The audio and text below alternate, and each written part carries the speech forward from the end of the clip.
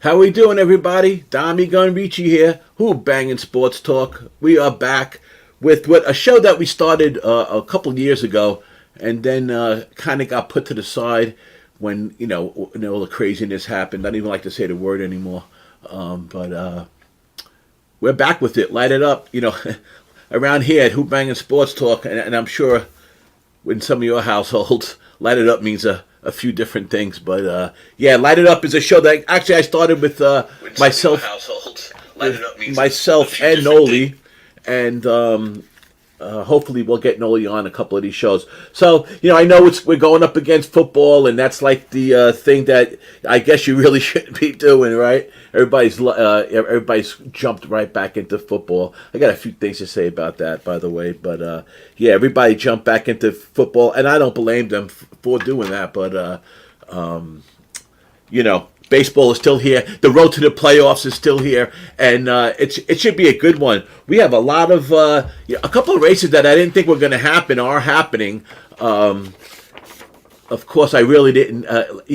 As we all know, I'm a Met fan, and I really didn't think this was going to be any different at the end of the. As good as we were doing, as much as we were coasting, I knew this rough patch was coming. It was just a matter of time. So the Braves, they just keep on winning. Now, luckily, they had a couple games where they've even more than a couple games where they haven't played great. But of course, last night. They turned that around last night in Philly. But we'll get to that game. We'll talk about that game a little bit. Like I said, some interesting matchups in some of these divisions. Another one is the American League East with the Yankees, right? And last night they lose again with Montas. I talked about Montas, not being a New York guy. I always don't. I don't like him when he pitches in the stadium. I don't like him when he pitches at home. He's just not fit for New York. He's not a New York Yankee type ball player, a pitcher. I don't think. Last night 3 innings pitched, 4 earned runs, 4 hits, 3 innings, 4 walks. Not great. He did have 4 walks, 2 Ks, right? 3 innings pitched. So those numbers aren't great, right there.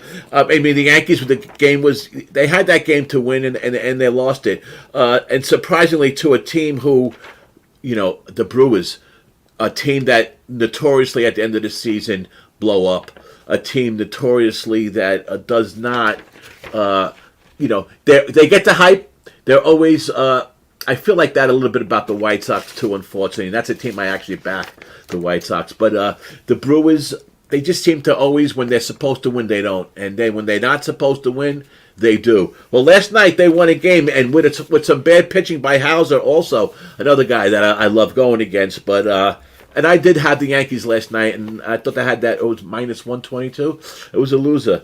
But Hauser last night, 3 innings pitched, 7 hits, 4 earned runs, 4 walks. Both pitches, those first 3 innings, both pitches were just terrible. And if we look at the Yankees.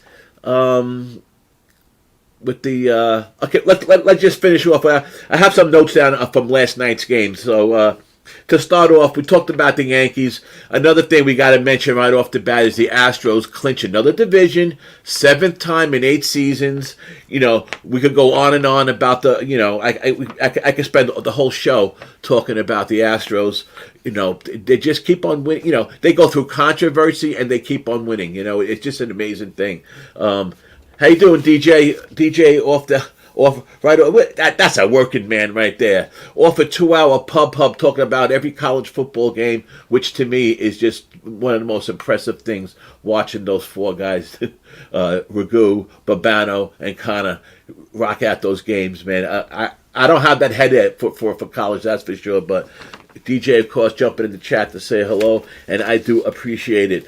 Last night, so another thing about last night's game. So the Astros clinched. Last night, Alvarez hit a 460-foot home run. I watched it this morning. He just blasted that ball, 464 feet. Martinez, three home runs off the same pitcher. Martinez gave up 3 home runs to Alvarez. and they let him bat the third time, and he hit the home run the third time. I don't know why they kept Martinez in. I guess they had to. Who knows? I mean, I guess it doesn't matter with Oakland, but shout out to the Astros. 7 division titles in 8 seasons. That's pretty impressive. Another thing, the Cardinals win a game late, 6-5. They win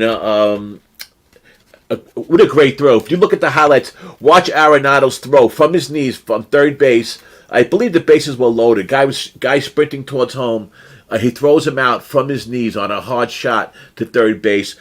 Probably saved the game. Pujols, a 2-run homer to tie the game up. I was earlier in the game, I believe. His 698th home run. Albert Pujols. The only ones ahead of him is, Babe Ruth is number 3 at 713. Aaron is at 755, and Bonds at 762. But Pujols, man, shout out, 798, 2 away from 400. So that would be good, man. AT33 NC in the house. Glad you're in. Thank you for joining. I did a show on the fly. We decided just to do it a couple days ago, so I didn't expect too many people to jump in here. But it's good practice for me, and it's good to start getting the name back out, light it up, because I want to attack these playoffs. We'll put out maybe shorter videos during the week, stuff like that, because I really want to attack these playoffs. And this week, really, we still got 20 games or so to go, so we got time. But next weekend, next Saturday show, we'll really start diving into who we really... We'll have more of a picture by then, too, because a couple of teams are only a few games, and they're done. So we'll be able to start attacking that, see where we're going to go with the... without bets and stuff. This is going to be a great playoff MLB. Like I said, I know it's football season, and I'm psyched up too for football, mostly NFL. But don't sleep on the MLB. A lot of us been cashing MLB all year long, and I notice some guys, as soon as football starts, they just walk away, and they don't have the greatest couple of weeks because football's hard the first week or two. It's almost like preseason still in the NFL when we watched week 1. So I think some people are making a mistake by just forgetting about MLB so quick. There's only a couple of weeks left, and the playoffs it almost handicaps themselves. The playoffs, to me. All the stats and everything like that from the year are gone. It's all about situations. It's all about matchups. I really think that's how it is after the All-Star break and once it hits September. And I think that's the reason why I've always done better in the second half than the first half. Thank God this year I've had a good full season, but the last 4 seasons, my first halves have been up and down, more down than up, and my second halves have been great. So I think there's a reason why, and I'm going to talk about that more, probably right before maybe the season starts again next year. But I capped totally different second half, and it works. So it maybe it'll work for somebody else. We all cap so differently that I know that my way isn't going to make you. It could help you, but it's not going to. We all have to have our little ways of doing it. So that's how it goes for me. Blue Jays last night. Chapman hit a home run, 1-0. Then Springer hits a home run, gives him the lead. Then Chapman hits another home run late in the game. Unbelievable. Blue Jays. What a weird team they are, the Blue Jays. You think they're out of it, but they're still winning. They're 12-4 in September. Which is pretty impressive. So they win last night 6-3. A shout out to them. Let's just go over the playoffs. Just a quick little AL Central. I love the Guardians. I've had them for a while. I've been backing them for a while. I think they're the team to beat. I know a lot of people were high on the Twins. I just don't think they have the pitching to go the full distance. And listen, Cleveland pulled it out again last night. So. Matt Stoney, thank you, brother. How are you? Good to see you, man. Well, good to see the good captains jumping in. Matt Stoney didn't forget about baseball yet, right? We have you can mix in. We can still, baseball. We still got football, but like I said, there's only 2 more weeks, and we got long seasons in football. So, AL Central, the White Sox are now 4 games behind, and Minnesota is 5 games behind. So that's the division that I'm surprised that it's so tight. I really thought Minnesota, the way it was, actually Cleveland right before the All-Star break was really starting to win, and then all of a sudden they, you know, and Cleveland was winning and Minnesota was winning, but I thought Minnesota was going to be the team to take it away, and no, I still like Cleveland. I think Cleveland's the team to beat, and you know, today's games, you know, they hit us with those double headers, and they didn't have all the pitches listed, so they're a little hard to pick those games today. But I threw the White Sox in a parlay that I'll talk about later. In the East, the AL East, we'll go quick. The Blue Jays 5.5 games behind the Yankees. You know, if the Yankees a bad loss last night, but still, Blue Jays are 5.5 behind, and Tampa is 7 behind. And then you have the Orioles 11.5 games behind. I know a lot of people thought it was going to be a, you know, maybe Baltimore was going to sneak in there, but they really. I don't know why they didn't do anything at the trade deadline, to be honest with you, because that team's been hitting. That team has some good bats, and they got some decent pitches, but they need to bulk up that team a little bit. I'm surprised they didn't. The NL West, the Dodgers have been running away with it all year long. You know, it's the thorn on my side as a Met fan. And I know that'll make my friend Noli Knows very happy to hear me say that. But they're the team to me that I always worried about. If we could get through the Dodgers, let's say in the NL pennant race to the series, to the World Series, if we got that far and we beat the Dodgers to get into the World Series, no one's beating us. And you know, I'll say that right now. Not the Astros, and I don't know who else that would be. But Connor, how you doing, Connor? Another one off the big marathon of college football today. I appreciate you jumping in, man. I appreciate that, right? And of course, the last division that I'll mention is the NL East. The Mets. You know, listen.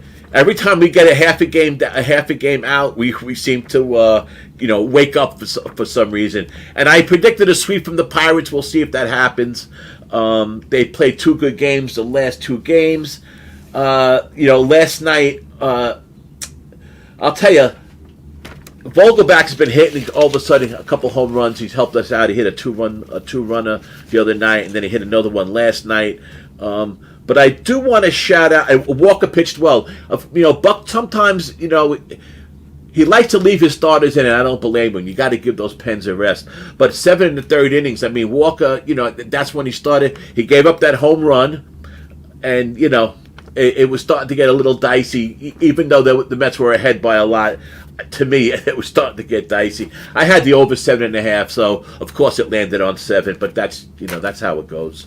I know if guys noticed that I haven't been putting the Mets to win too often. Most of the time I'm playing their totals because I feel like my heart goes into it too much when I'm thinking about, you know. And I just have a hard time betting against them. And it shouldn't be like that as long as I've been gambling and as disciplined as I am. But you know how it is sometimes. It's just those teams that, you know, creep in your head. So you got to try to, you know, figure it out and, you know, maybe not play him as much. But Walker pitched well. He had 7 innings, 5 hits, 2 earned runs, 5 Ks. But who I wanted to give a shout out to was that kid Cruz on Pittsburgh, man. He's batting .288. He's had in September. He's had 5 home runs and 13 RBIs, and he is just unbelievable. That kid could hit, man. I always worry when he gets up to the plate. That's a kid who deserves a shout out, Cruz. So let's see what we got just quick before we hit the games today. I'm going to go run through the games quick because most of us have our bets in today, and maybe we could find something that we haven't bet, but. Let's see if I could pop up. Yeah.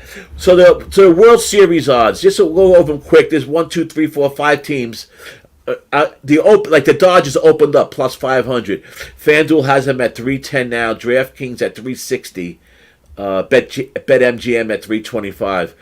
FanDuel is always such a weird sports book to me. I don't really particularly like them, but sometimes their odds are better, but a lot of times. And the difference in between their the plus and the minus is so weird sometimes, and just some of their odds just seem to be out there. I don't know, maybe it's me, but the Astros opened up plus 750. Now FanDuel plus 400, DraftKings plus 425. Bet Rivers has them at plus 385. Yankees opened up at plus 1,000. FanDuel has them at plus 500. DraftKings plus 500. Bet Rivers plus 600, Bet MGM plus 550. I don't think the Yankees. Listen, I don't think the Yankees are going to. They're going to win the division, but I don't think they're going to the World Series. Then the Astros, I think, will make mincemeat out of them. If you ask me, the Mets opened up at plus 2,400. No one thought that would happen, right? But now you can get them at plus 400. So that's how you go with the World Series. I'm gonna just end that World Series right now because I have a special guest in the backstage, as us experienced broadcasters like to call it, in the green room and backstage. Anyhow, one of the original co-hosts of Light It Up, Noli knows in the house. Taking that little drink. I won't do it to you, Noli. Hey, what's going Noli, on, how are you, Dom? buddy? I'm doing real well, Dom. Excited How are you, to be Noli? here with you. Once you light it up. Everything is focused. Oh, you already know. I got, we're on the vape life right now, vape life right now. Everybody focused on some college football right now, but we're going to stick to that baseball, Dom. That's where the money's at, man. Everybody's looking over there Right, to bro, the left. We're going to bet right. That's right. So how's everything, Noli? How's everything been going? Doing well right How's now. everything been going? Something that I mentioned, Yeah. MLB right now riding hot. A lot of unders right now. Things are tightening up. Some teams are playing for nothing, aren't hitting. Some teams that are playing for a lot or just can't hit, can't produce. A lot of stress. A lot of big time games going down to the wire. So a lot of unders have been occurring. Some that I was kind of prepared for. I've been attacking it hard. Now I'm going to continue to attack. That's me too. I mentioned it the other day in Jimmy's chat that the unders it feels like it was at the beginning of the season. They just took over again, and they've been money all year for us, but we always are looking at that but I'll tell you, the last couple weeks has been unbelievable with the unders, and there's a couple today. There's a couple there's a couple tough ones to go under today, but there are a couple good games today that we could attack. What are you on so far? I got one play. I brought to the table. Go ahead. I hit it pretty hard. You want me to go ahead and get into it? Sure. Yeah, we're in no. All right, when this game pops off, go for it. This game is the early game here. So we're going Cleveland. We're going the Cleveland Guardians. See, let me pull it up here. The first game, Cleveland, Minnesota. Bieber? Cleveland, Minnesota, Louis Varland versus the great. I look at him as a great pitcher. Not everybody looks at him as such. Bieber has lost velocity, but has put together his best season of his career. So I don't want to hear the talk of velocity means everything. Velocity equates to strikeouts, and I get it, but it's not the end-all, be-all. The guy knows how to mix it in. He knows how to pitch. And that's what he's done. The only one red flag is the fact that he's going on a back-to-back against this Minnesota team. But right now, I am not fearing this Minnesota team. They need to win, and they haven't been. They've been struggling to put up runs at the same clip that they have all season. They're averaging about 3.7 over the last 7 games, just not hitting the ball as well. And Shane Bieber has pitched excellent against this team. Overall in his career, 3.26 ERA. This season in 3 games started, 12 and a third innings, 5 total runs scored. So he just owns his team, and I expect him to continue to do that. The other side, Louis Varland. This is a youngster. He's only pitched 1 time against the New York Yankees. Went 5 innings, gave up 2 earned runs. What's that? Can you hear me? Yeah. I know. I hear you. Yeah. Okay, I'm sorry, but Louis Varland, he came out nice, and this is a guy that in the minor leagues was a strikeout machine. He had 298 strikeouts in just 238 innings. He had a 3.34 ERA in Double-A. Then they move him up to Triple-A, where everybody gets lit up, and yet he doesn't. He only had 4 starts, but put together a 1.69 ERA, 27 strikeouts in 21 innings. So the guy has done his job at every level, and even when he was called up, he did his job. This is a guy they changed his arm slot. He's still working on that, but it's made his pitches move a lot better, and it's increased velocity in his fastball. So as much as I say it doesn't always matter with these youngsters, he's figuring himself out. He's got a really good changeup and a really good slider. And the fact that none of these Cleveland Guardians have seen him, I give him the clear-cut advantage. Both bullpens are pitching really well right now, specifically the Guardians. But Minnesota's bullpen has pitched a lot better as of late. I'm on the full game under 7.5 here today. Yeah. I took the same thing. I like that. I like that bet a lot. Cleveland. They lead the series 10-4 against the Twins. They had a good win last night. We could talk about Bieber all day. He's just been pitching great, and his last time he pitched, I think against the Twins was September 11th. Oh no, last time he pitched was September 11th. He had seven strikeouts. He just, like I said, we could talk all day about him. I agree with you 100%, and that is one of the plays that I'm on, the 7.5 in that game.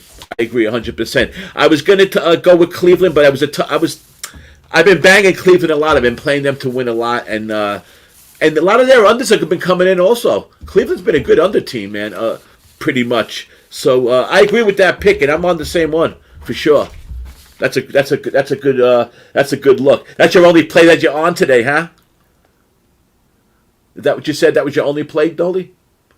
I think you're on mute. Oh, I apologize. I was on mute. I apologize. Okay. No, it's okay. As of right now, it is. I'm looking at one other play there. I'm looking at also Seattle and Angels.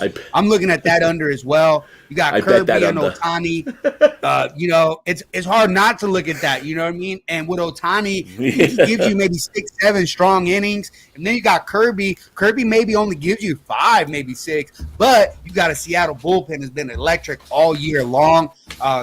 Temperatures aren't really a thing for me to fear today. 6 p.m. game, a little later start. I'd expect both pitchers to pitch extremely well. Kirby's been on fire right now, and Ohtani's been doing it all year, 3 ERA. And so I'm leaning towards that. I might be going first 5 under, not sure, but the total's there at 7, right? So if I had a 7.5, I'm firing all day. Right. 7 is just such a key number in the MLB where, 7.5 is a huge difference to 7. It's a huge difference. And so for me personally, that's the reason I stayed off right now. But I think I will be firing on the first 5 under 3.5. I think I like that angle. I think both pitchers will succeed. Angels have been hitting a little bit better, but good pitching is going to beat good hitting any day, and I expect Kirby to do his thing.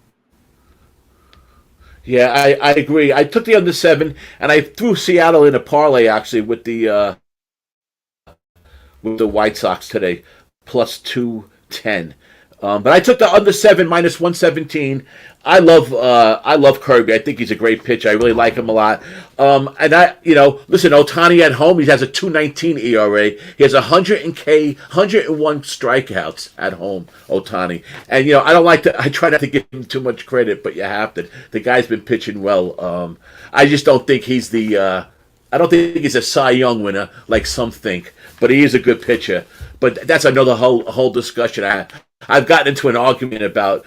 I said that Ohtani wouldn't be the number 1 starter in 15 of the teams in the MLB, and he wouldn't be the number 3 in probably 10 of them, 8 of them, and I still. But again, I think we're getting a good number on Seattle because of Ohtani. And so I think Seattle's a good bet too today. I really do think that. I like the White Sox also, but I didn't like that big line, so I parlayed them. See what happens. So I got that plus 210 Seattle money line and the White Sox, but I did take the under 7 also. We're on the same. We are on the same. Wow, I'll tell you. There'll be one other game that I tend to look at. Some a train that's 5 straight games right now, and it's something that I told myself earlier in the season that I should probably start parlaying it, but I haven't. And that's Houston and under.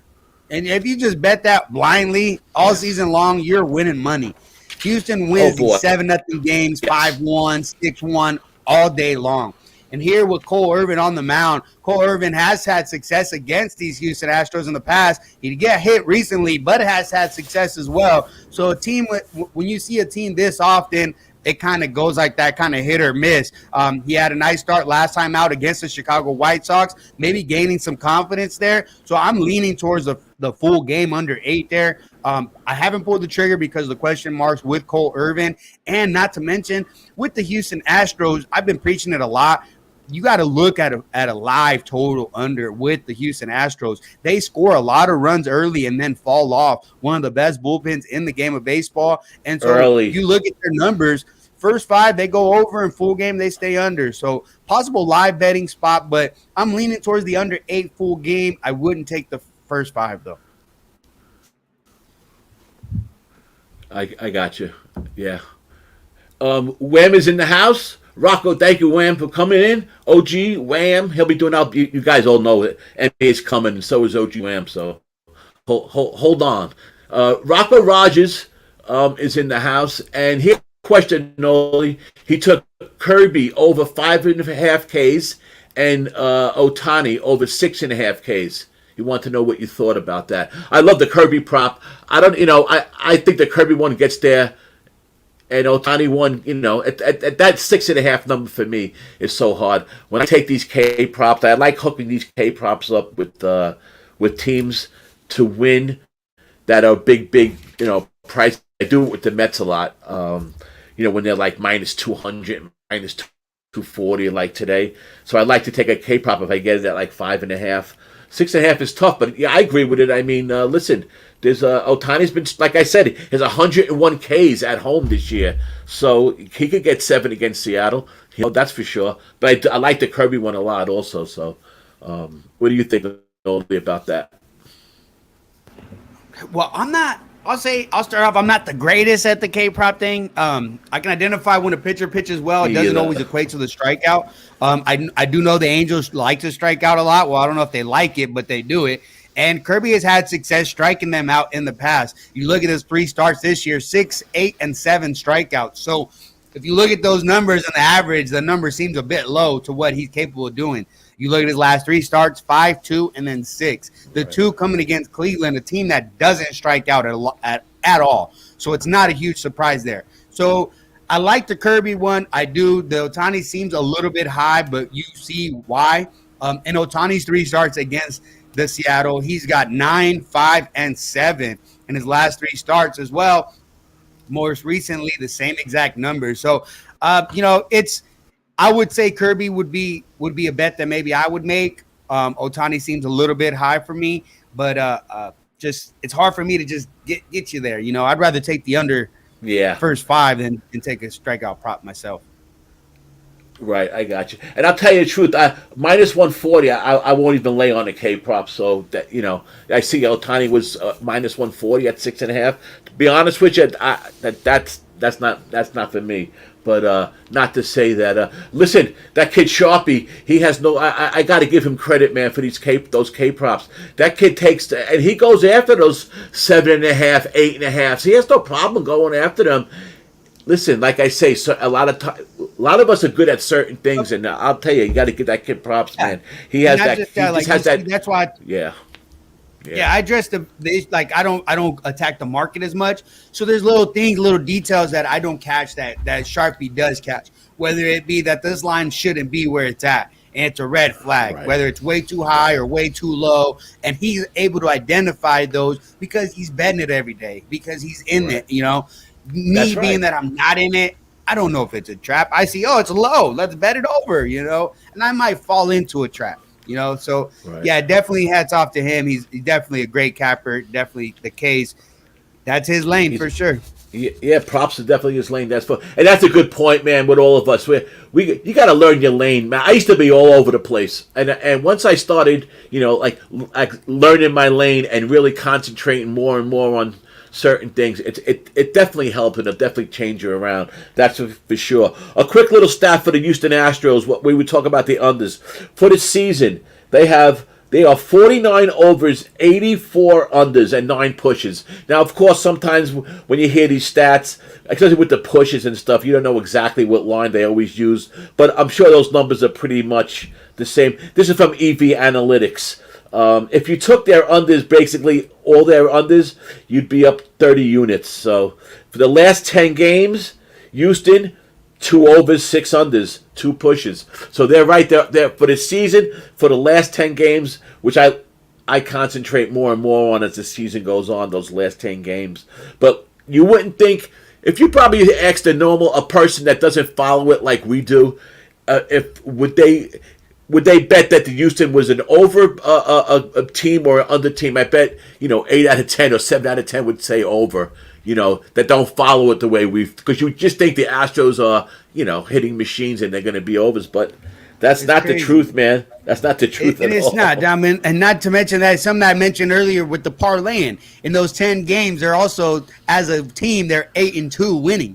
So you parlay Astros with the under. A lot of winnings there. A lot of money. And just to go show you how the under could sway you. The Astros are the top team in baseball with the most under. The second team is the Tigers with 76 unders. Then the Orioles with 74. Then the Marlins. Then the Athletics. So it's all bad teams under them, that aren't producing. But like you say, Astros are winning 5-0. They're winning 5-1, 5-2. They're winning those games.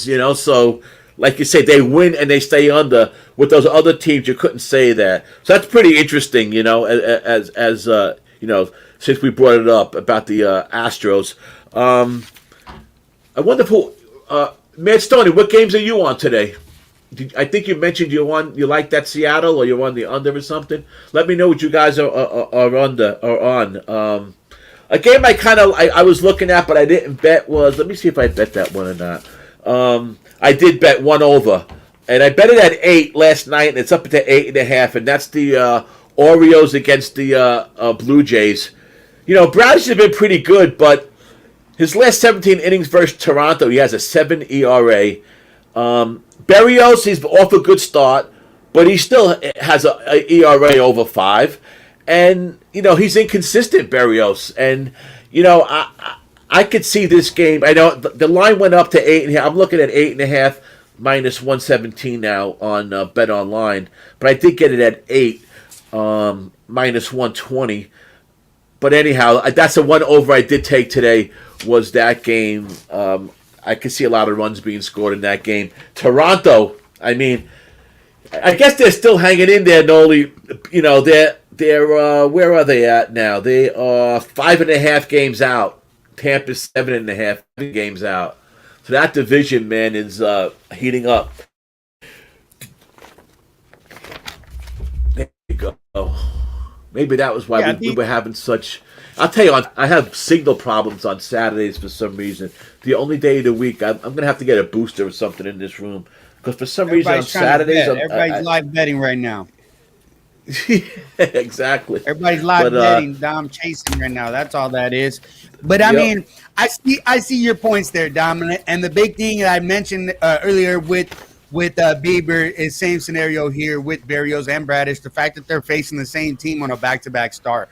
That is a difficult thing, you know what I mean? So I think ultimately Berrios has looked good. He has looked good as of late, but I hear what you're saying. There is red flags, and it's not a pitcher that I will back time in and time out. I will pick my spots when I think he's going to succeed. This is not one of the spots that I'm going to be looking to attack. He has succeeded against Baltimore here this season, and Baltimore really not hitting the ball all that well. That's why you talk about being an under team. They're averaging only 3 runs a game over the last 7 games, only hitting 200. A big part of why they win is also their bullpen. And so that'd be a cause of concern only for the over, but I can see why you're on it there. Yeah. Yeah, you're right about Berrios, but he's just been so inconsistent. We'll see what happens. Baltimore, man, everybody was starting to flirt with Baltimore, talking. They thought Baltimore was going to be the sneaky team to take over, and they were. They were hitting, They were hitting for a while there, but after that All-Star break, little by little, you start seeing that every year too. All these teams that everybody thinks is going to be the sneaking team and the team that's going to just beat everybody for the rest of the year. The starting pitching and the bullpens, they start to matter a lot as the season goes on, and you see teams like Baltimore start fading away. I mean, they had a good run this year. I don't know why they did. I mentioned it before in the opening. I don't know why they didn't do anything by the trade deadline this year. Even if they just keep their pieces. If they just keep their pieces and not sell, they'd be in a better spot right now. That was my next point, of course. They sell out two of their bullpen guys. They sell out Trey Mancini. And so let's say you have all those pieces. How relevant are you right now? Yeah. Listen, 11.5 games and Tampa's 5.5. If split the middle, say they could have 4 or 5 more games, they might be right under there. They might be tied with Toronto or close. But now they're out of it. So but like I said, I expect runs to be scored. Toronto better win that game because they're still 5.5 games out. We got how many games left? Maybe 20 or so. It's getting tight. Yeah, it's getting tight. A game I did take today, and I'd like to, since if you still got a few minutes, we'll go over a couple more games. The game I did take was I took the Marlins today, first 5, minus 128. Matt Stoney, I see you took the Guardians Twins under. Good. That was his favorite look today, under 7. Good job, Med. Good job. We're on it together, so we'll see what happens. Hopefully we'll get Noli in the mix by the end of the show. But I like Trevor Rogers. I think he's a good pitcher. I went with the first 5 though. I had to keep it out of the bullpens. I went with the first 5 today with the Marlins. With a tough matchup, and I mean the total actually went from 7.5 to 8. I guess I could see why. I don't know if I would bet under and over. Fetty's been giving up home runs his last couple starts. He's a walk machine. He had a 1 or 2 starts in there, Fetty. He had like a Cy Young performance against the Mets a couple weeks ago, which was just so disappointing. When we lost 2 against the Nationals that week, and we made Corbin and Fetty look like they were reborn again. But of course, Fetty didn't hold up. Like I say, he walks a lot of batters, and I like Rogers. And so I took the first 5 minus 128. That's what I took today. What do you think about the Marlins? What do you think about Rogers? I think he's a pretty good pitcher. I think Rogers is in a very good spot. He went on the IL earlier this season. Yes. He was having back troubles, and since his return, he has been dominant. You see the presence that he has on the mound, and the big thing is his fastball. His fastball was getting ripped, and now he's getting a lot more zip on the ball, and it's equating to more strikeouts and more outs, period. And I talk about just the confidence. That's the main thing. He feels like he belongs again. He was doubting himself.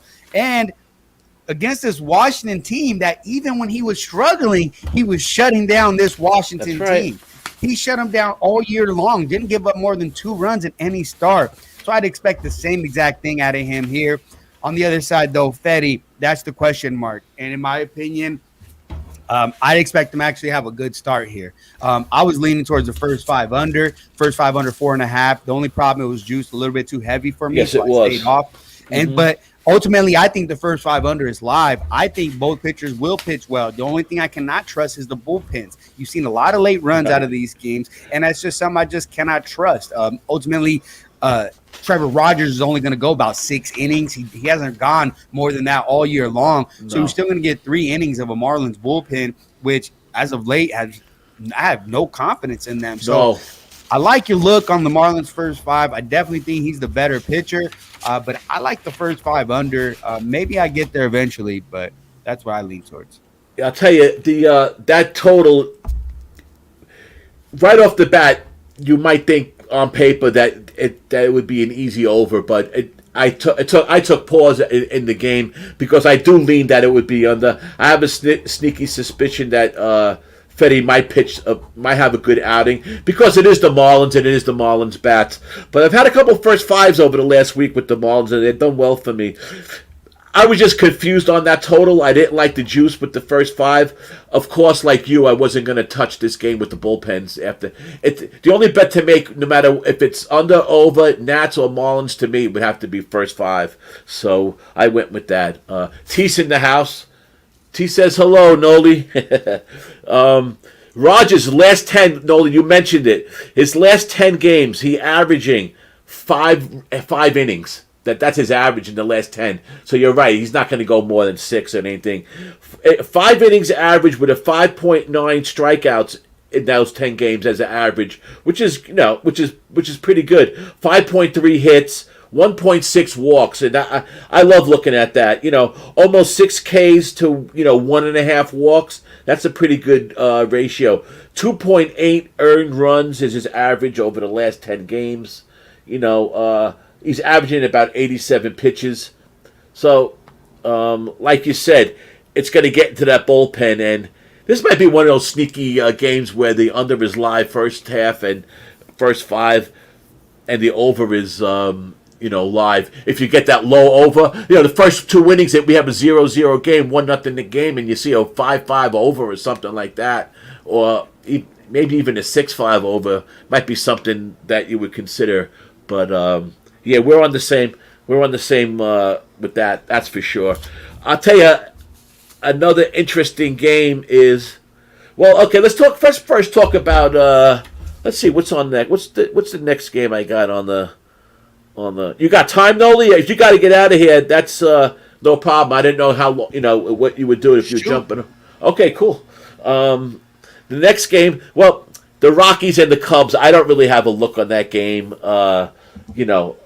I don't really have a look at that game at all. To me, that's a pass game. I'm sure. I don't know if anyone's betting that game, but I don't have really much to say about that game. I mean, the pitches, we could go on and on with those games. Let me pull up these numbers here. I'm having a little trouble here. I wasn't as prepared as I should be, right? But I'm high on the Cubs pitcher, Wes Misty. Okay. This is a guy that a lot of promise, a guy that came out of the bullpen and struck out 8 in 5 innings of relief. They used him out of the bullpen twice, and the guy's got his feet wet and he's confident. Guy is a strikeout machine in the minor leagues, similar to what I talked about with the starter earlier with Minnesota, and a guy that I believe it will be poised for a good start, his first major league start. But I mentioned he's had some experience out of the bullpen, so he's got his feet wet, right? The one concern is well, when I talk concern, I talk about under, right? And Urena on the mound over there. And Jose Urena has been inconsistent all year long. He'll shut you down, maybe 2-1 runs, and then completely implode, giving up 9 runs, 6 runs. And that's just who he's been pretty much his entire career. He faced this Chicago Cubs team last year, only went 2 1/3, giving up 4 earned runs in that game.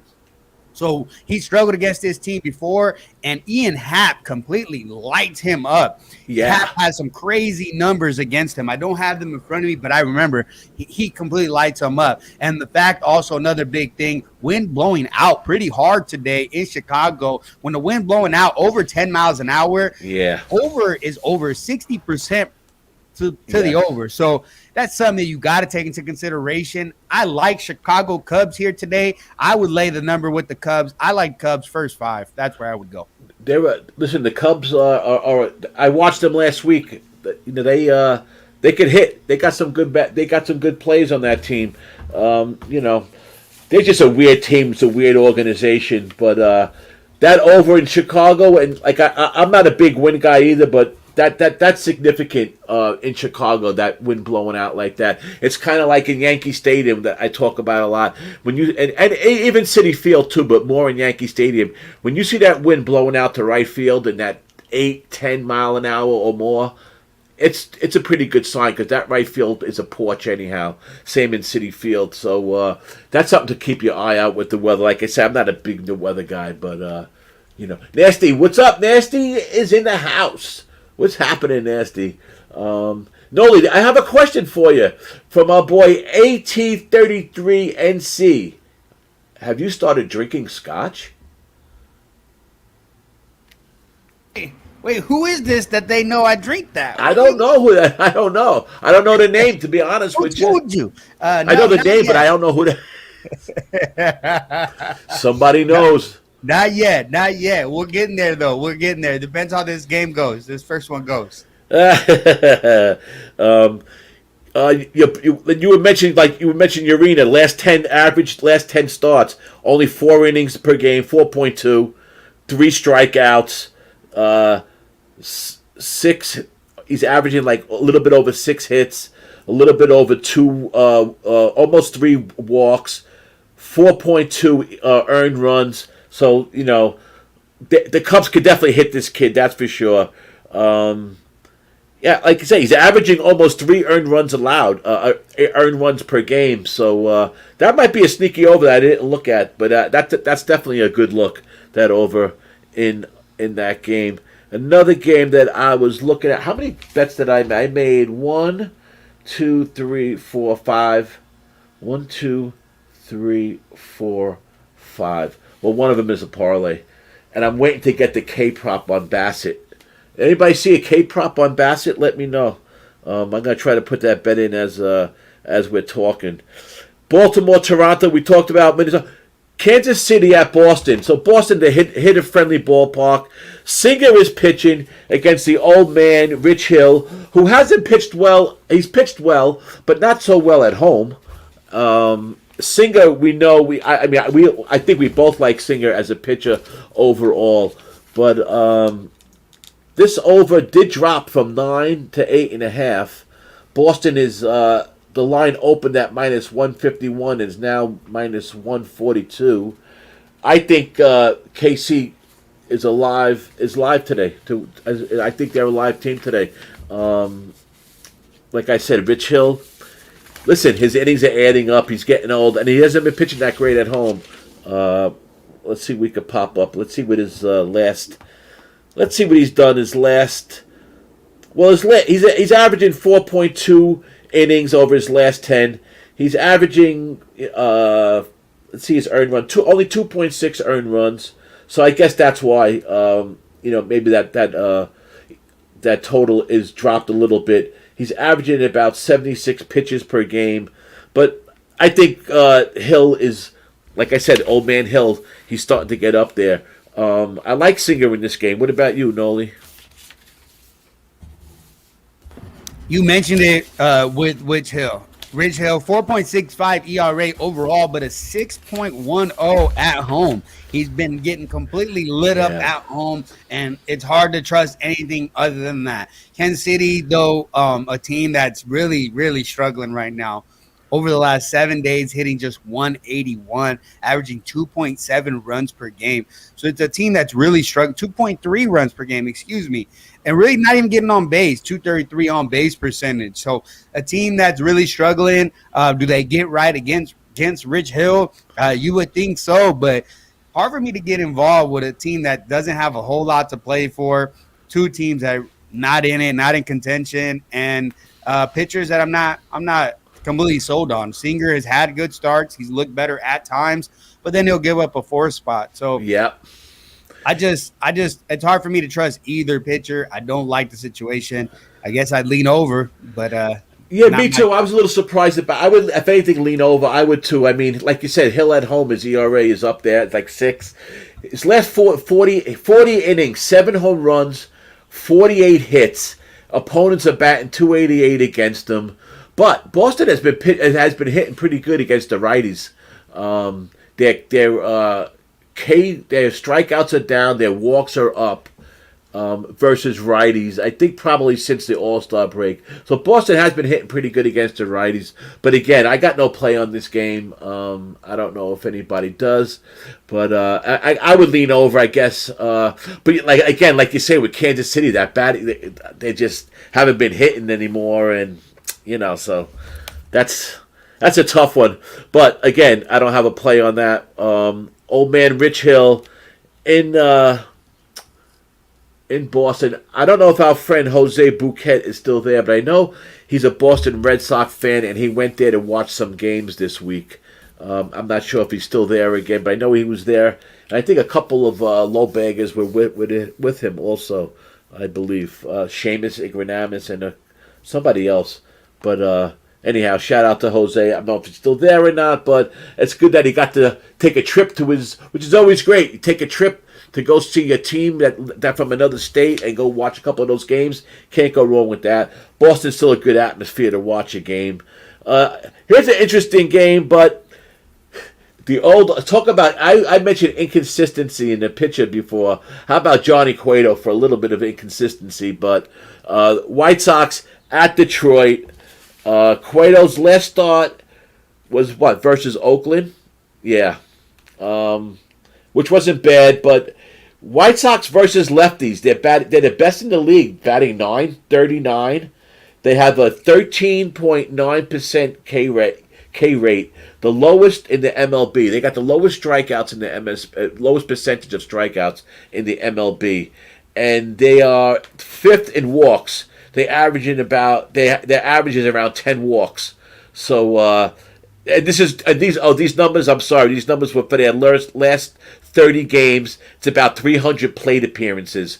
Their K rate is like 13.9, which is the lowest. Like I said, the average.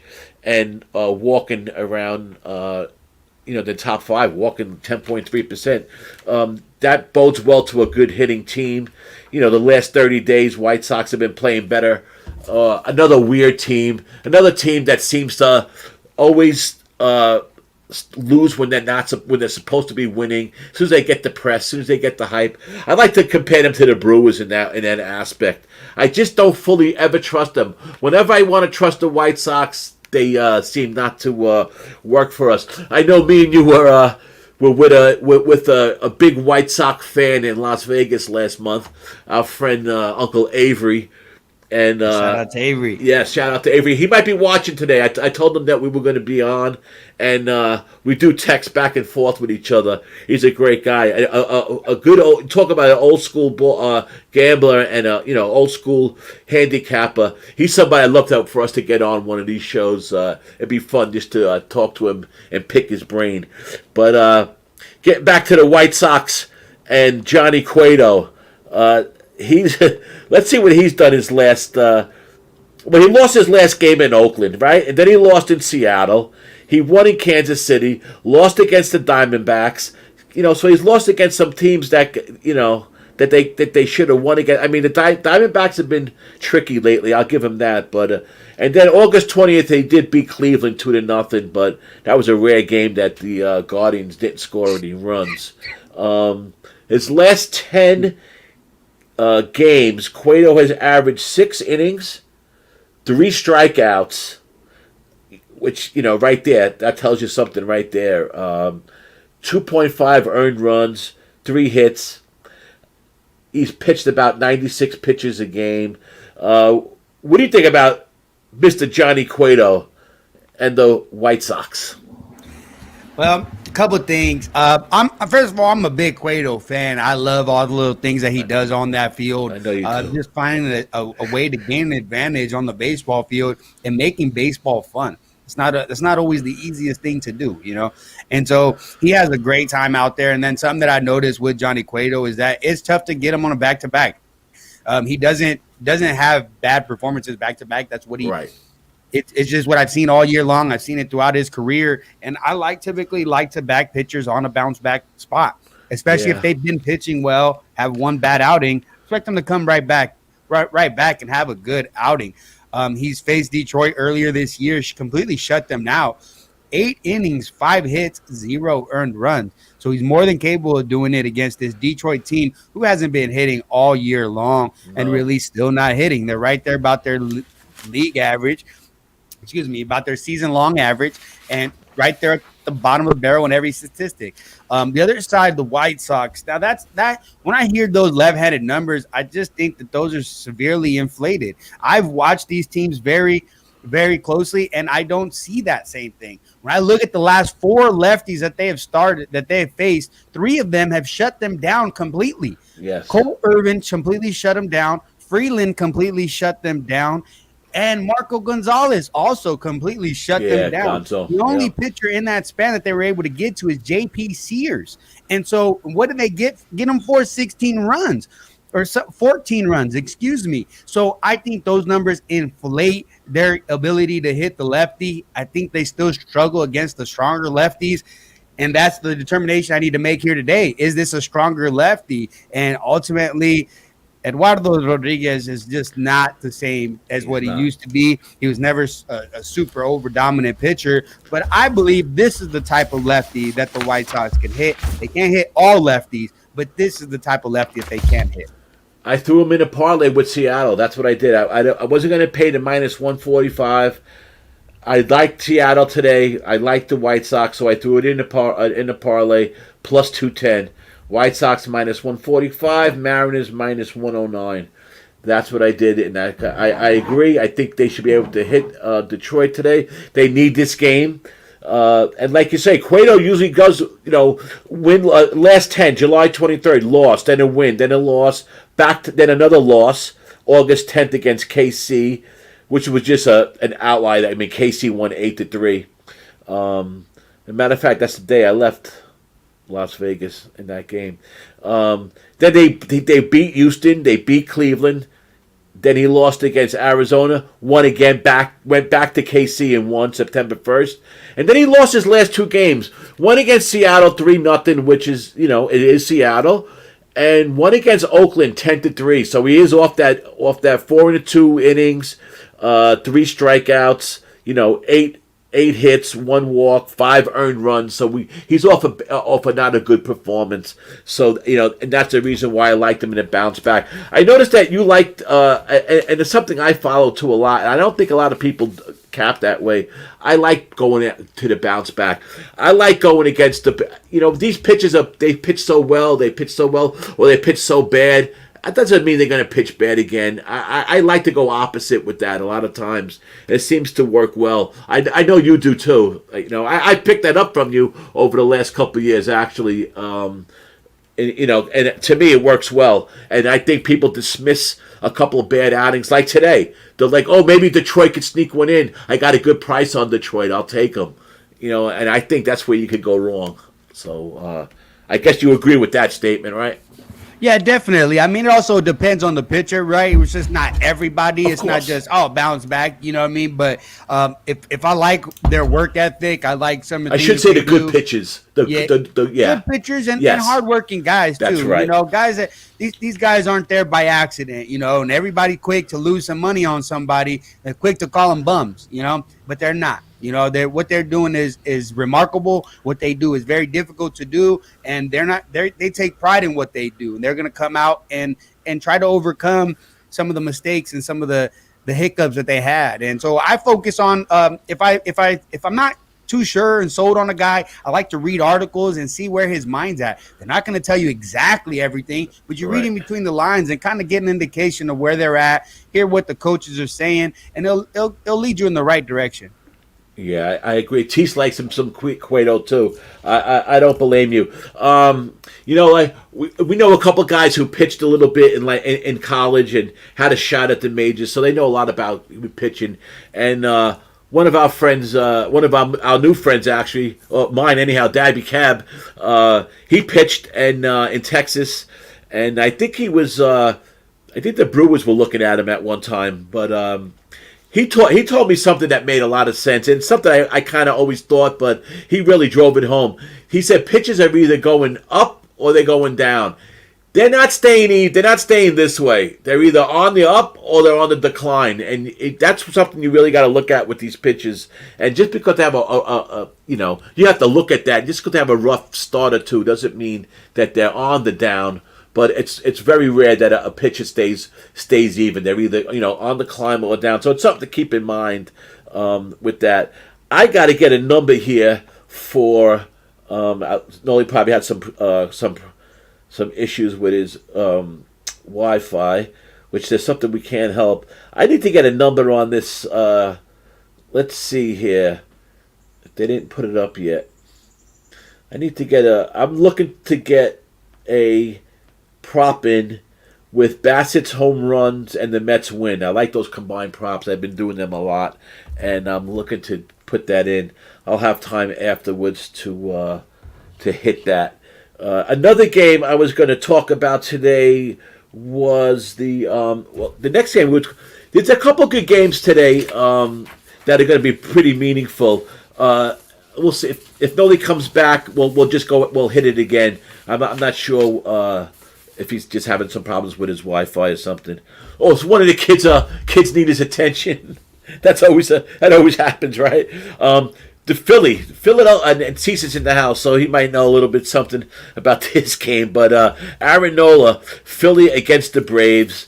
Yes, I love for the Braves to lose today, of course, but I actually think they can. I think the Philly could beat them today. I think Nola. I like Nola today. He's has 21 and a half innings against the Braves, 25 Ks, 2 walks. The Braves versus Nola have a batting average of 229. I did something about the Philly today that I really liked them. The Braves, versus righties have been on number 3 with OPS in the league. But and the Braves, listen, the Braves have been winning all year long. Lately, luckily, as a Met fan, they've been stumbling a little bit. The Giants did us a little justice. Last night was a whole different ball game. I have a note on that game last night. Last night, the Braves, they just rolled late. They just it was started off slow, and then boom, bottom of the 8th, Alcuna, 2-run home run. Then Contreras opened it up with another home run. They just poured it on. It was unfortunately that's what happened last night with the Braves, but they've been, like I said, they've been winning all year long, and luckily they've been losing a few games. But this is a tough matchup. Aaron Nola is the type of pitcher that can beat the Braves. I expect a low-scoring game here. I don't know if anyone has any thoughts about it, if anybody took this game. But let me see if I can bring up my notes. And I had a little... was this the game? Let's see. Minnesota, Oakland...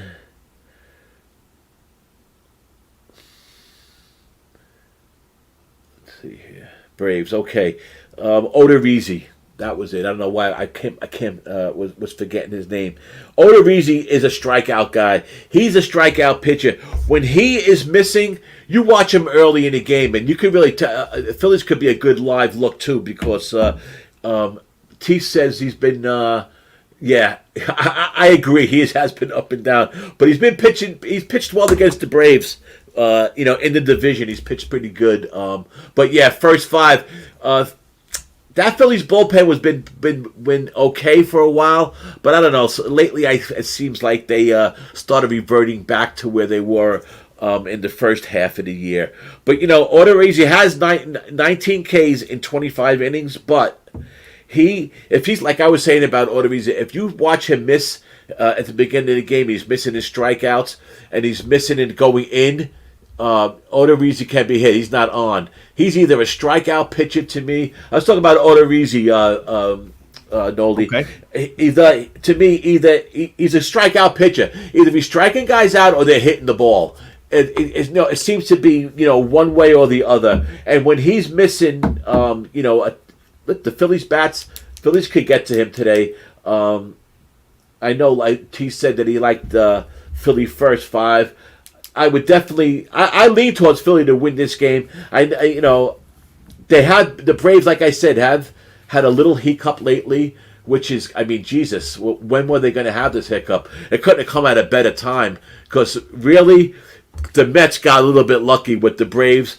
But if you notice, a few good teams had a little hiccup over the last few weeks. The Mets, the Braves, the Cardinals, they're not the only ones. The Mets aren't the only ones that have had a rough patch, but. Like I said, we're lucky to listen. If the Braves would have stayed hot, those 3 or 4 games that we lost, that we could have been bound. The Braves could have been up 3-4 games, and then I don't know if we would recoup from that. I fully believe the Mets got to win the division to really go any further. I really 100% did not look at the Mets as a World Series team this year. I did look at them as a division. A chance for the division this year. I did not think the Braves were going to get this hot and stay this hot. I mean, we always knew they were going to get hot. They're a great team. That's what they did last year. But it's hard to do that back to back. And last year, when it hit August, September, the Braves just did not lose. And again, they did it again this year. So, well, hopefully they have a couple more losses under their belt. Hopefully today is one of them. But what do you think about this matchup today, Philly at Atlanta? Yeah, definitely. Nola, definitely the stronger pitcher here. Yeah. Been looking strong all year long, going deep into games. Last time out, he was looking strong in the game. Rain delay didn't allow him to come back in the game. So that's why you look at his stat sheet last time out, 2 innings, 0 runs, and 2 hits against Washington. I happened to be on that game, first 5 under. It was looking great until they put in new pitchers, and I got screwed. Gotcha. But that's what happens. Hey, that's the name of the game, right? That's why it's called gambling. And that's something I couldn't control. But Aaron Nola, which like I mentioned, man, he's been really good. He's averaging 6.8 innings on road starts, so almost 7 innings in every start he's faced on the road.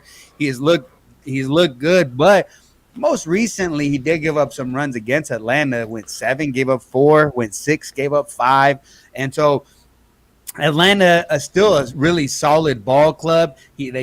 They're very familiar with Philadelphia. There's no secrets between these two teams. No. And so that's why it's sometimes hard to get involved with these games for me, because sometimes they're gonna completely shut you down one time and then they're gonna get lit up the next. And it happens a lot. And so but I expect Nola, especially having that very, very short start last time out, to be very well rested and have a good start here against Atlanta. Odorizzi is the question mark, man. Like, What do you get from him? A pitcher that ultimately I think is a little underrated, but he hasn't looked that great recently. Still a guy that career ERA right about 3. A little slightly over 3. So a guy I will back in certain situations. I thought it was a decent pickup from Atlanta. I thought he would be able to eat up some innings. Hasn't worked out the way that they wanted, and he hasn't faced this Philadelphia team since 2019. So some unfamiliarity there, but I see why you would lean towards Aaron Nola and the Phillies. Right. I don't have a play on it. Of course, I'm rooting. Of course, I'm rooting for the. I'd be rooting for the Pirates today if they were playing Atlanta. So I mean, let's just be honest about it. But I think Nola's the better pitcher. And like I said about Odorizzi, he's either striking guys out or they're hitting the ball. It's not like he's not getting those outs, those ground balls. It's not that's not his type of pitching. He's like he strikes out or he's missing. I seen a stat where he has 19 Ks in last 25 innings. That doesn't sound right. I could have wrote that down. That I'm reading it doesn't sound right. Head to head, the over is 5-1-1 the last 7 meetings. Phillies are 3-9 the last 12 meetings in Atlanta. But the over is 5-2 the last 7 meetings in Atlanta. I would, if I had a gun to head, I think I would probably go under in this game. But like I said, I don't have no play on them. I'm rooting for the Phillies, and we'll go into the next game. Yankees at Brewers. But a bad loss for the Yankees last night. I'm sorry. They should not have been losing against the Brewers. Brewers played well. They I mean, both teams. Listen, both teams' pens ain't great. I think the Brewers have a better pen. I think the better pitcher is probably. It's definitely not Talion, so it's definitely a Woodruff. I guess the Yankees got the better lineup, but boy, this is a tough game. Brewers are kind of in that mix, I guess, for the playoffs. I guess for the wild card, they're 7.5 games behind the Cardinals. Let's see. Talion, 13 home runs in his road starts he's given up. The Brewers are number 10 in OPS, and the Yankees are number 19 in OPS the last month versus righties. Interesting. What do you think about this game, Yankees-Brewers? Like I said, what a bad loss last night by the Yankees. They should have had that game. Montas, I mentioned at the beginning of the show, he's not a Yankee. He's not fit for... I know he didn't play in New York last night, but he's not fit for New York. He's not just fit for the Yankees. I mean, another game, 3 innings... Well, both pitches last night. Neither pitcher lasted more than 3 innings. Montas, 3 innings, 4 earned runs, 4 hits, 4 walks, 2 strikeouts. Hauser, no better. 3 innings pitched, 7 hits, 4 earned runs, 4 walks. What a mess. Yankees Brewers. You have anything to say about that game? Well, I mean, Brandon Woodruff, a big strikeout guy, got 11 last time out. A guy that Better pitcher. Can turn it on. He's definitely a solid guy, and the fact that the Yankees have yet to face him is an advantage to him. The one thing the Yankees finally starting to hit, they went on a cold spell for a very long time, but you look over the last 7, averaging 6 runs a game, look a lot better lately. But I expect Woodruff to have a nice. Oh, you cut out. Something happened to you. No, I'm sure Noli's talking about Woodruff, and he's expecting a good outing by Brandon. Like I said, he's definitely the better pitcher. He's averaging 6.6 strikeouts a game. He's recording around almost 17 outs per game. Let's see. He has earned runs allowed 2.09 a game. Good numbers. His last 10, which I like to look at. You guys see the pattern. I like to look at it. Let me see if I can bring Noli out and in again. The hell do I know how to do that? Remove. And let's see if we can get him back in again. Okay, last 10. Adrian Hauser. I'm doing pretty good with these little technical difficulties. I'm proud of myself. Usually these are the things that get me out, that blow my mind. It's why I'm always doing these shows. I don't do too many alone. I need to practice because I always got my crutch, DJ Big Boss, to take care of that, or Big Ragu. So I'm proud of myself today for the technicals. 6 innings pitched. Woodruff is averaging his last 10 with 6.8 strikeouts. 4.8 hits, 1 walk, almost 2 earned runs.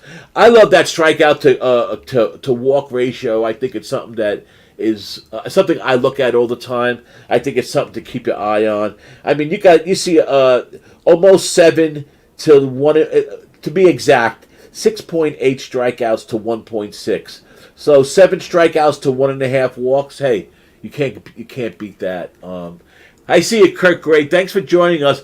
I didn't, you know what? Because I had this baseball show today, I really didn't go in on college basketball, baseball. Okay, try this again. College football. Too much today. I do have a couple plays I'm going to give out. We're going to wrap the show up soon. I'll give you out my plays and stuff, and talk about what we're going to do tomorrow. But I don't know about that game. I'll see if if we could get an answer for you. If DJ is still in the chat, or if anybody has any thoughts on the Washington-Michigan State game. I don't know if you listened to the Pub Hub guys today, Kurt, or if you know what we do on Who Bangin' on Wednesday nights, and it's the show that's been hell. It was on way before Pub started, and it was started way back in the SBR days 5 years ago, when we all started hooking up together. Not sure if everybody knows the whole history, but when we all started hooking up together with Jimmy the Bag and Peter Loshak, it was actually 5 years ago. This October will be 5 full years. And Boston the Sauce and Who Bangin' Sports Talk, this network channel has been on. It's always been like our fun channel and our like kind of channel to keeps everybody together, because a lot of moves were made over the years from different companies and stuff, and who knows how many more are going to be. I know now everybody's with Pub and stuff, and they're all working for Pub, and it seems to be going really good with them, and that's great. But who knows if it's ever, you never know with business, right? If how long something's going to last. But Who Bangin' Sports Talk has been here from the beginning. So what I could tell you, Kirk, is go back to Boston the Sauce show from Wednesday night, and you might get an answer about your Washington-Michigan State game today. Hey, Mike M., there's my boy. Me and Mike are on a lot of the same plays, man. Win or lose a lot of times, man. And I like Mike M., man. He's a good guy. I can't wait to hopefully one day meet him, man. He's an asset to the chat all the time, and he's another good capper. And like I said, a lot of times, maybe, I said that we got on the same place, and then I called him a good cap. I guess I'm giving myself a pat on the back. Shouldn't be doing that, right? So, all right. So we'll get back to this game with the Yankees and the Brewers. I talked a little bit about Woodruff. No, I mean, what do you think about this game today? I say they got the better pitching, the Brewers, better pen, and I guess the Yankees got the better lineup. But they have been hitting. But you have any look on this game? You have any thoughts? Yeah, I didn't pull the trigger ultimately in this game at the end of it, but I'm expecting to have good starts from these pitchers. The fact unfamiliarity from these teams against these pitchers. Chayon has looked good as of late, really pitching a lot better. Not going to give you completely shut out, but I'd expect maybe 6, give you 2. Give up 2 runs. Same thing on the other side for Woodruff. Nice bounce back performance from him last time out, getting 11 strikeouts. A big strikeout guy, and maybe he gets the strikeouts here against the Yankees. They do strike out quite a bit, and I'd expect him to have a strong start. A lot of unfamiliarity. The Yankees have been hitting a little bit more as of late, finally, but really not consistently, and I just don't. I just expect good starts from both. I didn't get involved at the end of the day, but I'm looking still at a 7.5. I'm looking at that thing. I might pull the trigger at the end of the day. I got you. Listen, like you say, I agree with everything you say. Yankees better step. The Yankees are still, they're 5.5 games up on the Blue Jays. And listen, with 20 games left, believe it or not, 5 games is kind of a lot. But it also could switch around. So what we'll do next week is we'll talk about the playoff. We'll talk more about the playoff format. We'll know more. We might have a little bit more thought about exactly who's going to be in these wild card games and stuff. We're going to know a lot more next week. We'll figure we'll go through another 6, 7, 8 games before next Saturday. So depending if there's any double headers or what have you, but we'll have a little bit more of a. We'll go over all that stuff next week because that should be interesting. But the Yankees better watch themselves, man. They're still not out of the woods. I must say, they're still not out of the woods. I do not like the Yankees today for some reason, though. Plus 105. I think their backs are against the wall. And I do kind of I like the Yankees to bounce back today after yesterday. Padres, Arizona. Another team that I was close to pulling the trigger today on the D-backs first 5. Musgrove's been struggling a little bit the last month. He's a good pitcher, but his last outing he gave up a bunch of earned runs, right? And last time he pitched against the Diamondbacks, he has 5 home runs the D-backs have hit off of him, and they've had 8 earned runs against him. Gallen had his scoreless streak broke last time, but he still had a good game in Coors Field. 3 earned runs, 11 strikeouts, and that's in Coors Field. So, Gallen has been a great pitcher all year long. Musgrove's been struggling. Again, I would like to stay out of the bullpens with this. Something's up with the Padres when we thought when they made that big splash at the trade deadline. But I've talked about it in Jimmy's chat on Betting with the Bag, Pub Sports Radio, 11 a.m. Eastern Standard Time, Tuesday through Friday. Has this been for a lot of years. I don't know if you guys remember, but some of you remember when we first started doing this, like I mentioned before, 5 years ago at SBR.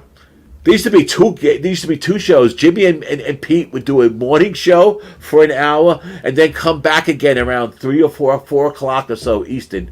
They used to do a show like 11, 12 o'clock in the morning. I think that was like something like that.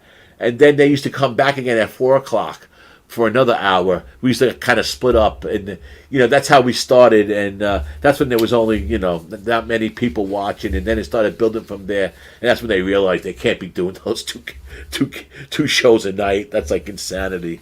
But San Diego, Arizona. I kind of like Arizona first 5 today. I like Gallen. Gallen's good. Listen, his record speaks for himself this year. He had that scoreless streak, like I mentioned, and it was broken with 3 earned runs last time, but that was at Coors Field, and that's 11 strikeouts. So I do like Arizona It's okay, Noli. I get it. It's no problem. I'm gonna just talk about one or two more games, and that's about it. The Dodgers San Francisco game I really can't talk about because there's no line.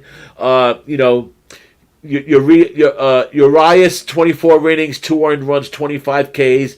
He has an ERA of .0.75 on a 2.11 ERA on the road.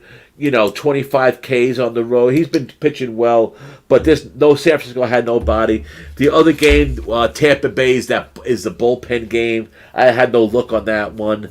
To finish up on the San Diego Arizona game, though, I like Arizona first 5. Arizona's a good team. They're hitting the ball. They're a team. I think they need to make some moves and become a force next year. I kind of like this team. I think they're a team to keep our eye on the last 2 weeks of the season.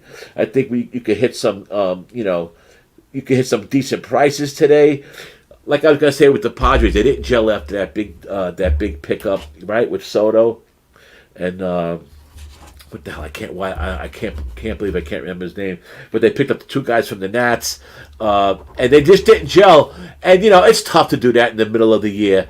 But San Diego, I think they really did that move for next year, and I guess thinking that if they let Soto go to the end of the year, then the price was going to be exorbitant. So that's something that we'll see about next year with the Padres. But it'd be tough for them to pull this wild card. I don't remember exactly how what the scenario was with the playoffs, with the 3 teams playing the 3 games. I know there's no more 1-game playoff, which I like. But yeah, I like that spot. The other game we talked about before, in case you missed it, Mike, was Seattle. We talked about Seattle against Ohtani today. I bet the under. A few guys in the chat bet that under 7. I also bet Seattle. I think we're getting that price on Seattle only because of Ohtani. But like I mentioned before, Ohtani at home has 101 strikeouts. What a stat that is at home. But let me go over my plays for today. I appreciate everybody coming in. We've been on for a while. Of course, that always happens when you start off a show saying, I'm not going to be on too long. But like I said, I thought about doing this a couple days ago. It's kind of by the seat of my pants. Threw out a couple invites to see if anybody would jump in. So happy Noli jumped in. Me and Noli, like I said, started this show a couple years ago, and then we stopped when COVID started. Then everything just got all screwed up. But I'll be back every week. On Saturday, we'll do this. We'll get ready for the playoffs. Do a couple videos during the week, and road to the playoffs, man. Like Noli said, plenty of money to be made still in baseball, and I like to see that the guys like Mike M, who've been crushing baseball all year, not forgetting about it. I think people make too many. We got to stick with the cool kids and keep on and jump full force into football. And I know, listen, I'm like that too with the NFL more than college, but I never forget about baseball. There's just too much money to be made, like Noli said at the end of towards the end of this year. So it gets a little harder having to take a little time away. But for me, baseball is top, and then comes everything else. My plays for today. And I didn't write it down, but I'm going to add that. I'm going to add that Arizona first 5, Mike. The more I talk about it, that is definitely a play to add. And I didn't get the right number yet, but I am looking at Mets with a K prop. If I can see Bassett over 5.5 Ks and a parlay with the Mets to win. I did it last night. Not last night, the night before I did it, and. I got from a minus 240, I got it down to minus 129 the game. So that's a kind of a good way sometimes to get a big favorite there. If there's a good pitcher pitching to get it there. And I forgot before when I mentioned about Houston clinching. Shout out to Verlander. Comes back last night and pitches a gem again. I mean, geez, the guy is just unbelievable. But let's go with my plays for today. Locked in, the ones I got locked in already. Blue Jays over 8, minus 120. Yankees plus 105. Miami first 5, minus 128. Seattle under 7, minus 117. My parlay, White Sox minus 145, and the Mariners minus 109. At the time when I took the Mariners was minus 109, and that gave me a parlay of plus 210. So that's what I did. I am going to add the Arizona first five. And I don't blame you, Mike. I don't see Houston losing today. And the Cardinals, like the Mets, even like the Braves, they went through a little rough patch the last. Listen, it was going to happen, and it actually made me feel a little bit better about the Mets because because they weren't the only ones. And luckily, like I said, the Braves lost a couple of games in there because we could have been in real trouble if the Braves didn't lose a few of those games thanks to the San Francisco Giants. But the Cardinals haven't been playing great, and the Braves have been playing great, and the Mets won the last two games, and they better sweep these Pirates. And Bassett's on the mound today, and I expect a good performance out of him. He had a bad outing last time, and listen, every couple of outings, if you go look at Bassett, every couple of outings, and I've talked about it many times, he'll throw a clunker in every once in a while, and he does have those blow up innings every once in a while too. It happened more at the beginning of the year. I think that had a lot to do with him getting adjusted to playing in New York, but he did get adjusted, and he is a workhorse. The guy's and if you watch him, I watch a lot of Met games. I go to a lot of games. If you watch him in the dugout, even on the games he's not pitching, he's always with his pitching staff. He's always talking. He has the iPad in front of him. He's showing the guys. Walker comes off the mound and Bassett's there showing him something. I just love it. The Scherzer's there talking. DeGrom not as much. I don't know. If you ask me, DeGrom is looking for his way out of New York. It's the feeling I have. I don't think he wants to be here too much no more. Listen, he's done great for us. He's been a great pitcher. Obviously, one of the top in the league. But he hasn't put us over the top yet, and that's not his fault. But I'm just saying he hasn't put us over the top yet. He's been injured a lot. He's 34 years old. His contract. He has a big contract, but it was very backloaded. A lot of the money was deferred. I heard something that just made me turn my stomach yesterday about him. He wants to go back home. He's a North Florida guy. He wants to be that close to close to home. And I don't blame him. A lot of pitchers and he wants to be out of New York. It's not his cup of tea. And he's going to want more money than Scherzer. Let's face it. He's going to want more money. He's going to want to be paid the top. And the way he's been getting injured, I don't know if the Mets should do that. We could get a lot for him if we play our cards right, I think. So it depends on the contract. I would keep Jake, of course, but not end all be all, not at any cost. To me, that's not for Jacob deGrom anymore. I don't know, I agree, Mike. If you don't want to be part of the solution, you're part of the problem. Let him go. That's right, Mike. And a lot of Met fans and a lot of baseball people don't believe that, but I do, and I can guarantee you, what would you do if you were him? You're going to say, I've been here the longest, not Max Scherzer. I want the highest contract, and we don't need that. We don't need to get that started. So listen, he's worth a lot of money. DeGrom, we could get a bunch of players for him, draft picks, whatever. The Mets this year at the deadline didn't really go crazy with plays. They picked up a couple nice plays, but they didn't go nuts because I really don't think the organization was pushing for the World Series. They're really pushing for the division like the Nats did a few years ago. And then if you get on a run, you get on a run. Anything could happen. But like I said at the beginning with Noli, I looked at this team to be a division-winning team. I think they still will be. Let's hope they are. They need that home field to go any further. But we didn't want to give away a lot of our prospects, and that's why we didn't make a big splash, because I think this is going to be what we could use for next season, or these guys are just worth that much more because we got some studs in the farm system finally. And so either way, we're either going to bring them up. Listen, we have a lot of contracts coming up. Alonso, to me, he's a keeper. To me, he's like the Yankees with Aaron Judge. You got to keep Aaron Judge.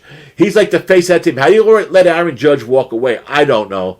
I have no idea. But, God, God, but I'd love to see him come cross town.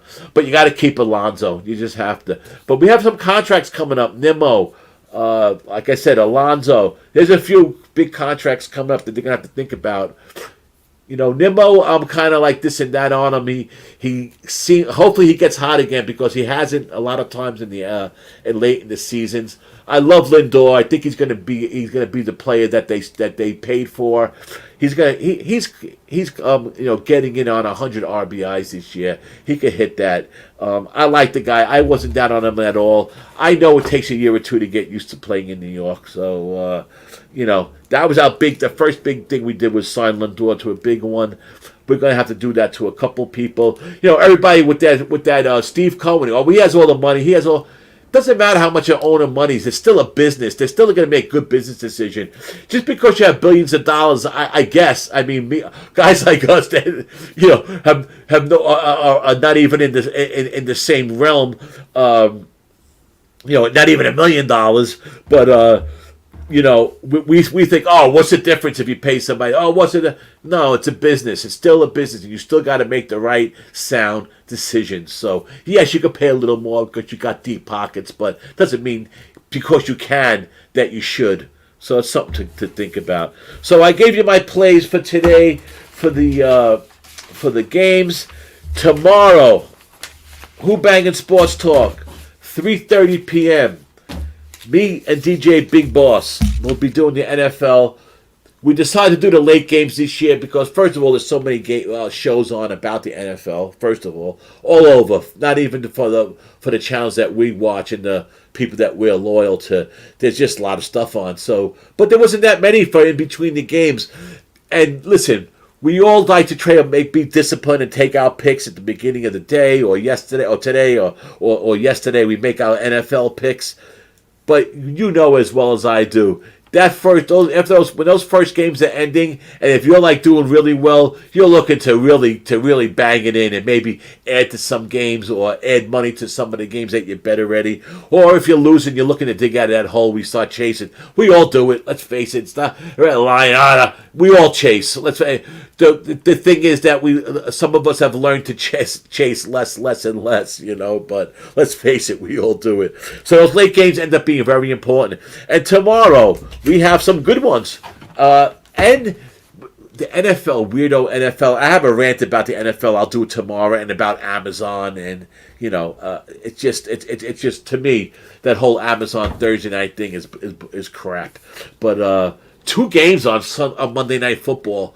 One at 7 o'clock or something Eastern Time, and one at 8:30. It's ridiculous. I think I don't understand it. I think it's ridiculous. But tomorrow we have for the late games. We're going to start at 3:30. You know what? We were going to start at 3 o'clock. We started last week's show at 3 o'clock because we wanted to be done right as the games were starting. But then I realized that the games really weren't starting until 4:30. Now I thought that was going to be like that for the rest of the year. I really didn't. Look into it deep as I should have. Of course, tomorrow we change it to 3:30, and there's some games starting at 4:05. But we're just going to keep it at 3:30. Who Bangin' Sports Talk? Me and DJ doing the late games. So we'll just do the quick. We'll do the 4:05 games quick tomorrow, and then we'll go into the next ones. Mike M, if you ever want to jump on any kind of these streams, you want to talk a little bit about baseball or football and stuff, you get in touch with me. DM me on Twitter, or I'll give you my email. I'll give it to you right now, and give me if you ever want to come on, we'd be glad to have you. That goes for a lot of people, man. We love to have different captains on, and you don't have to be on the whole show. And if you just have one pick, you want to come and talk about it. Our football show, we're going to do a lot of that. We're going to try to have on once in a while. I'm going to have a guest on to stay on for the whole show because there's a few people I talk to people that are going to do that. But we're also going to have a bunch of people just pop in and out for like 10 minutes, give us your looks. We know it's Sunday, we know it's football. Everybody don't have all day long, but you guys are always welcome, without a doubt, Mike. So just while I mentioned it, if anybody. And then I'll put it in the chat and stuff. My email, Dom, DOM, RICI. The number is 57 @gmail. So it's Dom Ricci, DOM, RICI. The number is 57 gmail. That's my email. Anytime you want to email me or DM me on Twitter at Dom541. You guys know the routine, the likes and the subs and the blah, blah, blah. Tomorrow, Atlanta at the Rams, September 18th, 4:05. Then after that, we have the Seattle at San Francisco. I like this under in this game, especially in the first half. I like this under in this game. And there might be some bad weather out there. Everybody's just going to pounce at San Francisco, I guess. And listen. One thing about Geno Smith, and I liked Seattle in that game, not because it was Geno Smith, but I had them had a good day last Monday night. One of the best Monday nights I've had in a long time. Because I thought Seattle would win, and I figured to myself, if Seattle's going to win, then Geno's going to have at least 2 touchdowns. So I bet it like that. It was a plus 535, something I rarely do, but it hit, thankfully. But Seattle at San Francisco is the other 4:05 game. Then the 4:25 games. Bengals at Dallas. That might be trickier than we think. We'll talk about that tomorrow.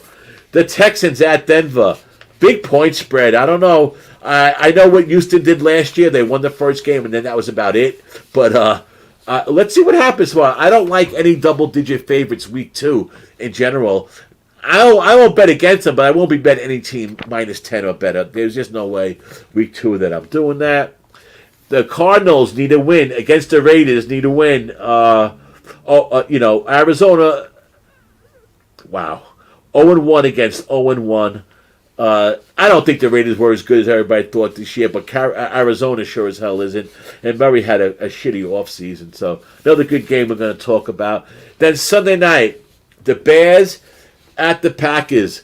And I know our boy Jimmy the Bag will be doing this game on a Sunday night live. And I know our old friend, OG Lowbagger, Razor Sharp's picks, a big cheesehead, will be has already bet the Packers probably in 10 different ways, and he'll be on that live stream with Jimmy tomorrow. Bears had that good win in that rough weather. Who knows? I don't expect them to win. I mean, obviously the 0-1 Packers coming home with the not newly acquired. How am I going to say this? The new Aaron Rodgers being a hippie, drinking that whatever the hell that shit is called that they drink, that you trip out for days, and God knows what happened, what he was talking about. But Aaron Rodgers, the hippie, flower power, better win that game tomorrow night. I could tell you that.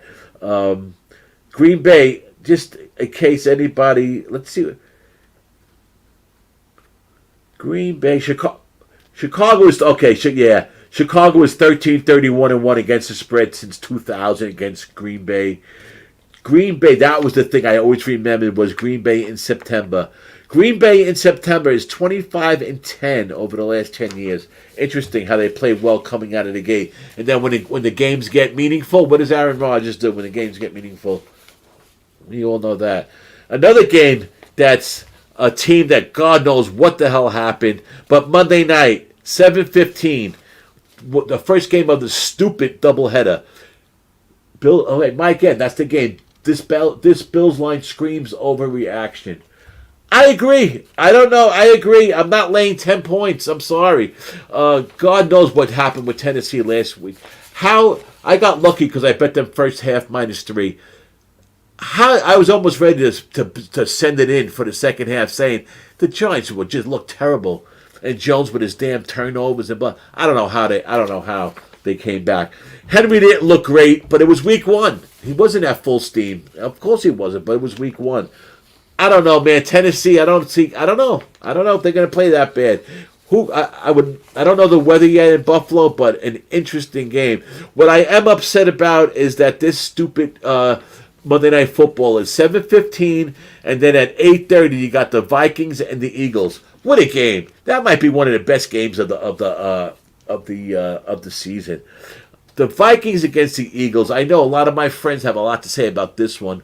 Mike's on the Bills and the Eagles. Oh, Mike, you're a Bills and Eagles fan, so it's a screwy Monday night. Yeah, I hear you.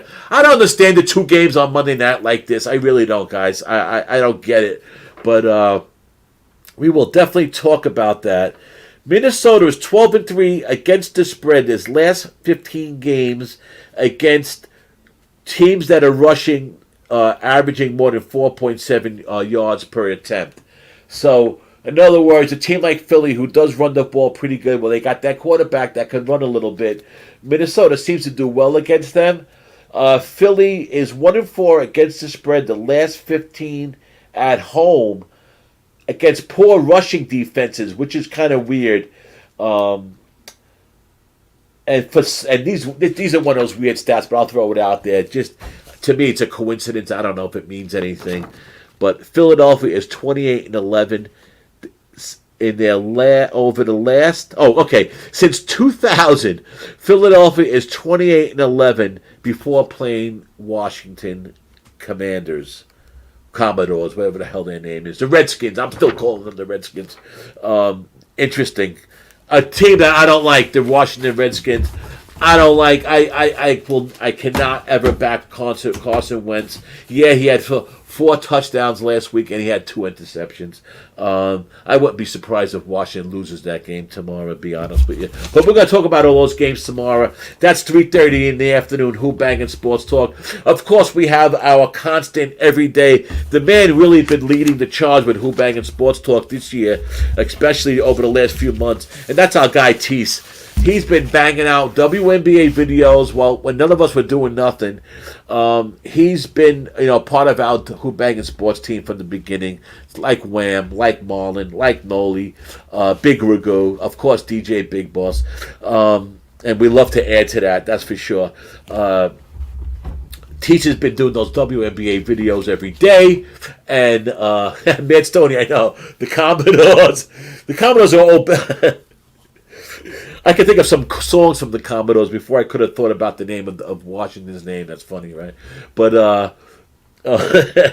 what I was saying is Teach has been banging out those WNBA games and not only banging out videos every day, winning videos every day. Not every day, but winning videos in general. And he's a good capper. He's very good with the WNBA. He's very good with college basketball. It's just, he's a good all-around gambler. So, like a lot of us, we're good gamblers. So we could get by every sport. But some of us are just better at other sports. And I'll be the first to say that I'm a lot better at MLB and NHL than I am at definitely college football. College football, I cap the cap is, some of you guys know who some of my best friends are, and I got DJ and Ragu on speed dial. We talk, off air and on the phone constantly. So, they're my college football guys. The NFL, I've been holding my own the last few years. I had a good year last year. Last few years before that, they've been up and down, up and down. I really started getting more and more into the NFL, into just the way just capping it a little bit different, and it's a different cap than MLB anyhow. So listen. One thing about us here at Who Bangin' and even a lot of the guys, in Jimmy's chat and the low baggers and the pub sports guys, a lot of transparency going on, and that's the best thing. We aren't afraid. I'm not afraid to put down an 0-6 day. I'm not afraid to say I'm on a losing streak because listen. We're real sports bettors who are betting the games where we're talking about. I've never given out a game that I'm not going to bet. If I say telling you to bet a game, I'm betting the game. I don't even tell you to say you should bet this. I'm telling you what I'm betting.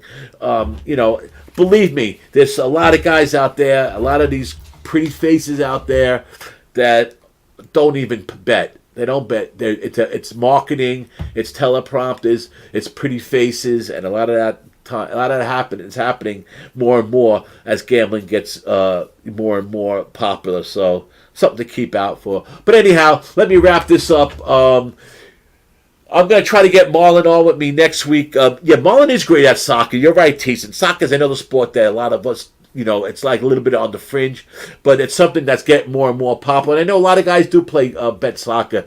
So, but I was going to mention Marlon also he's one of the young guns I'd like to talk about. It used to be. I used to talk about the young guns, and that used to be like Dutch and Ski and those guys, but they're not the young guns anymore. They're just part of the fold. We're all. It's great. I just turned 65. Some of these guys are in their 30s and late 20s, and we all just, it all just meshes. It's just great how the whole age thing, doesn't even matter, and it's just it's a good thing to see. But the young guns like Marlon, he's really good with that UFC. Something I don't screw around with. I don't get the UFC. I don't. I could go on a rant about the UFC, but I won't, because too many of my good friends love it. Like our boy, old Boston Nick, old Fat Fist, what's he now? Fish Tanks, whatever the hell Nicky is. You guys all know who I'm talking about. Boston Nick, another UFC guy who loves the UFC. Joey Work, another good friend of mine who's not really with us no more. He's on Run Pure, who also does a great job. Run Pure bets. Our boy Jay Keg. Another bunch of good guys there. So I could go on a UFC rant and about, I see fights like that in the back of apartment buildings in Brooklyn, every Friday night. But that's another story. It seems like it's UFC when I see those fights. But anyhow, let me get going. Thanks to everybody in the chat for coming out. I really appreciate you guys. Mike M, Tease, Mad Stoney, AT3, NC. We still got to find out how you about that question asking Noli about if he started drinking scotch lately. Very interesting question. I have to find out a little bit more about this. But thanks to everybody for coming in. I will be back next Saturday, same time. Of course, I guess you see my screw up. I said noon, but I put it on 12:05 start. But 12:05 is better. Give some people time after that pub hub. College basketball marathon to finish. So join us tomorrow, 3:30 p.m. Eastern Standard Time. Who Bangin' Sports Talk? Me, myself, and DJ Big Boss will be here. It's obvious. It's lighted up time for me. It's lighted up time for baseball, and I just happy everybody came. Lighted up for the crowd. And we'll be back next week. Thanks for joining. DommyGun Ricci here. Who Bangin' Sports Talk. Until next time, have a good weekend, guys. Cash those tickets.